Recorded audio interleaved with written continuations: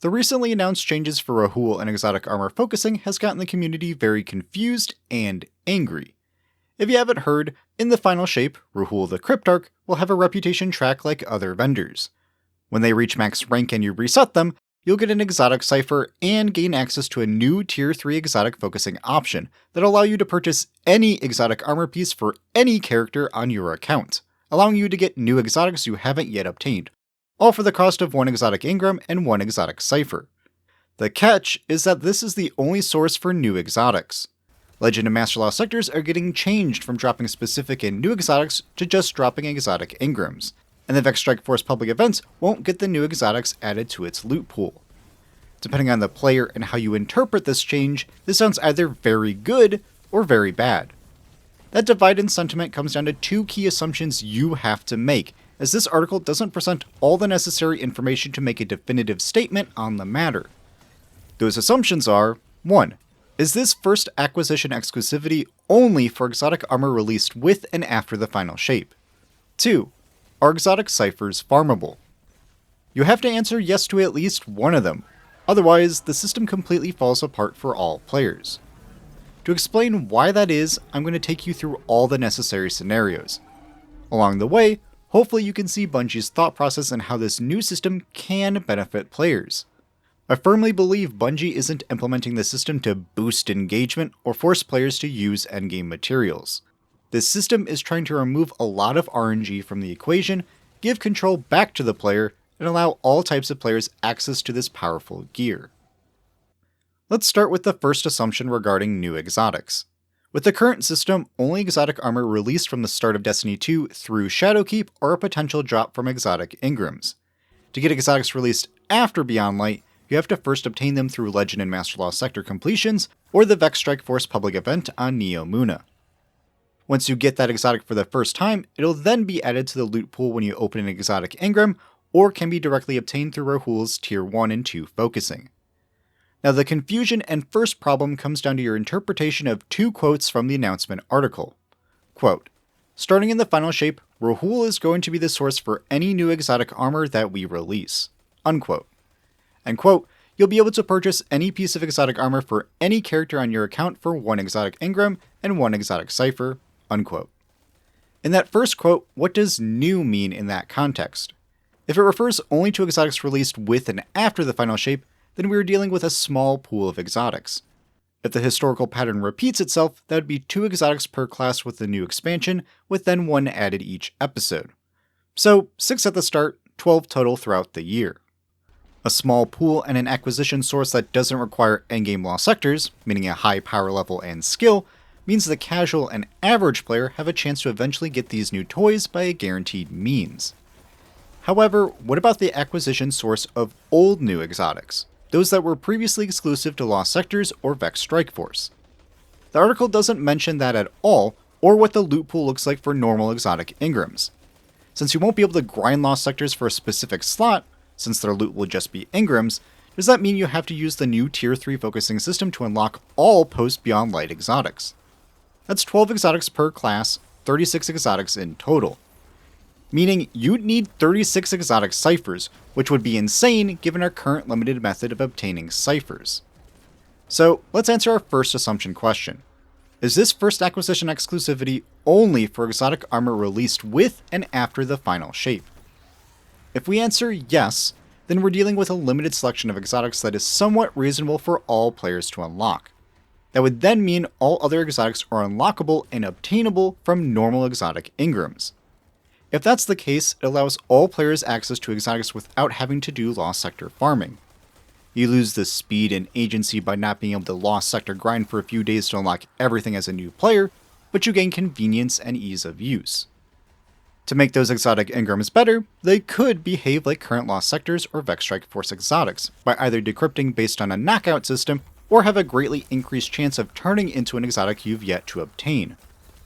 Again, none of this is confirmed by the article. These are just assumptions that one could arrive at from the changes, as well as something Bungie could reasonably do.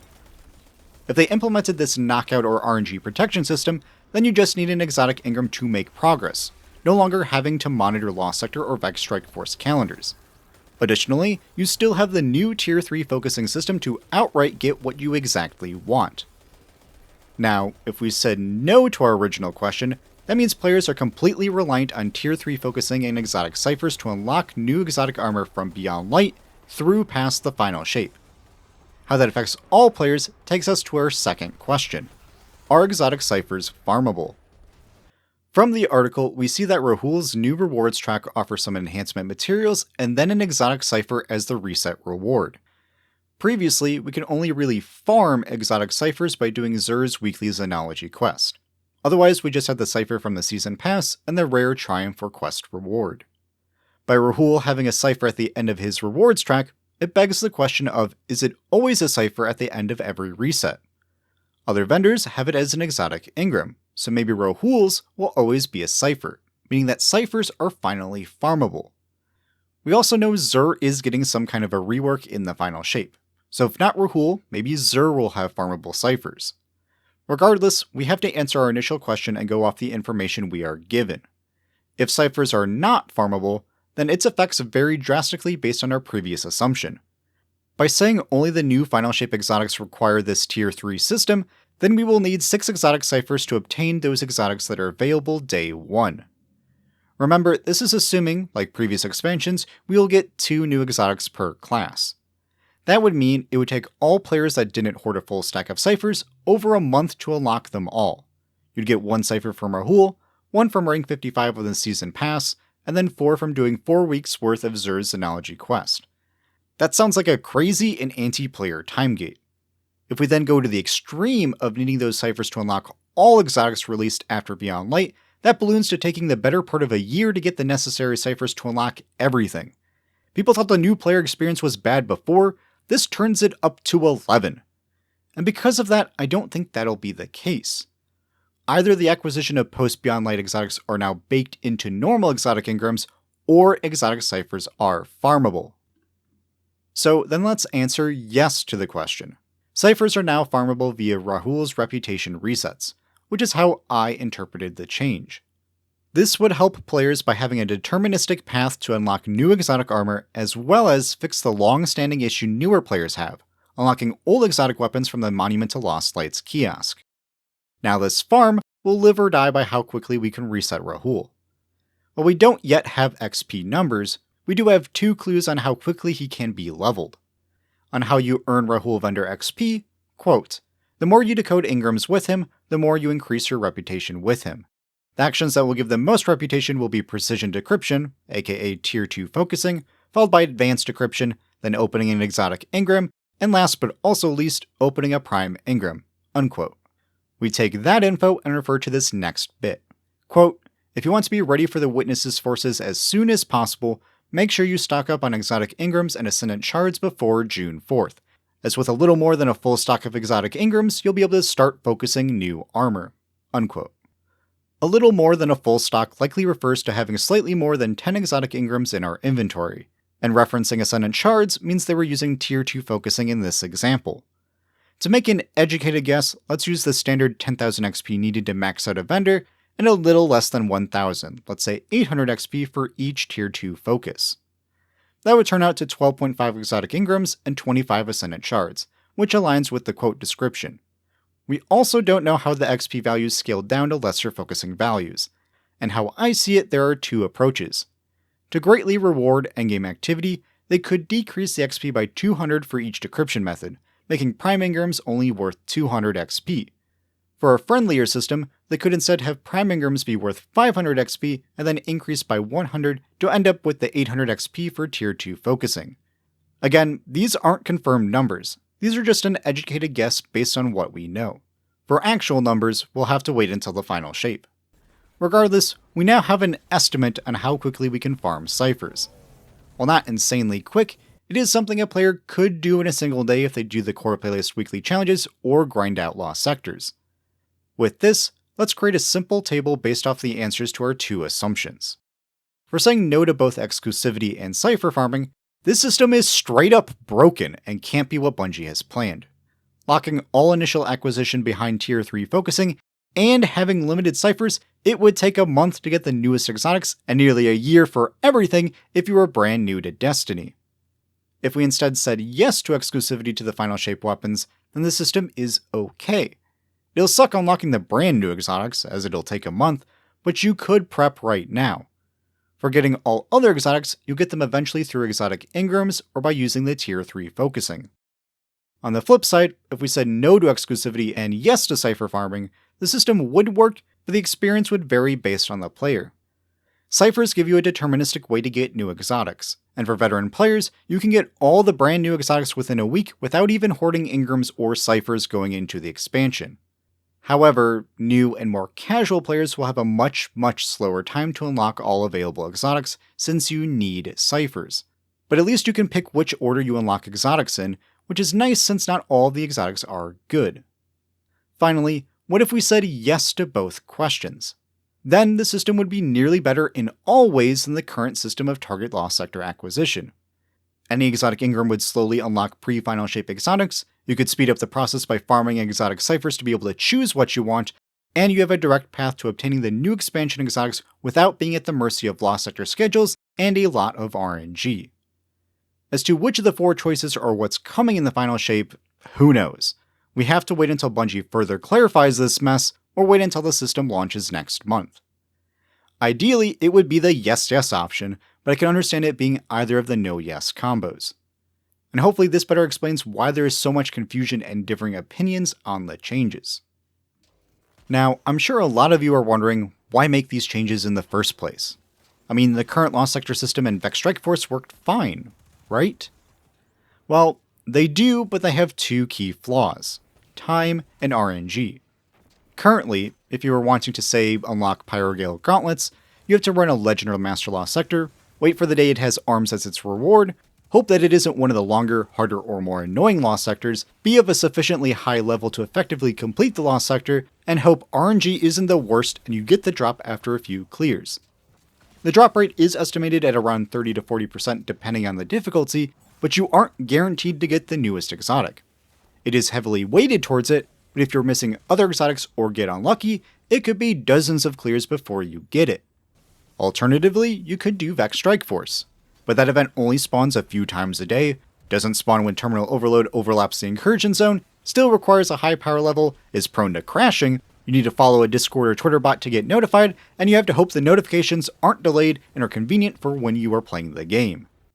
If you frame this as a newer player, this is all super confusing, the power aspect is made much worse, and they aren't equipped for the task due to what gear they have available. With the new changes, the player has greater control.